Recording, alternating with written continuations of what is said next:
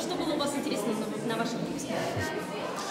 Но меня на мой выпускной не пустили, потому что я закончил школу в 9 классе, и когда я уже приехал после 11-го, мне сказали: Мендюра, ты что тут делаешь? Ты уже 2 года не в нашей школе, но тем не менее весь выпускной перебрался ко мне на улицу, меня подкармливали мои одноклассники. Это, наверное, был самый запоминающийся момент с выпускного. Что пожелаете нашим выпускникам? Ну, наверное, светлого будущего.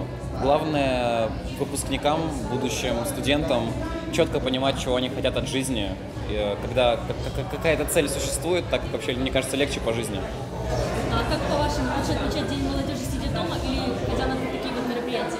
Да, конечно, нужно ходить на мероприятия, обязательно. Нужно ходить на концерты, слушать музыку. Нужно быть активным и ни в коем случае неравнодушным.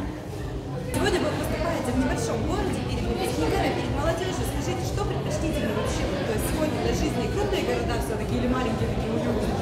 Как вы считаете, ваше мнение? На самом деле разницы нет. Вообще Самое нет, главное, чтобы народ принимал тепло. И чаще всего как раз таки в маленьких городах принимают намного теплее, чем в больших мегаполисах. Да вообще, да, кому что ближе. Да, нам нравится выступать везде. Это Есть вот люди, которые ходят на наши Парни столичные, я один из периферии приехал на лошади в Москву. Если вы с периферии, тогда вам вопрос тоже. Как вы вообще, у вас очень популярны сейчас песни, да, эстрада и прочее. Как вы относитесь к национальному колориту творчества? Вот супер прекрасно. Вот первое, что пришло в голову, это рэпер L1, который родом из Якутии, выпустил песню «Якутяночка» с такими национальными мотивами. Это очень клево, очень в тему.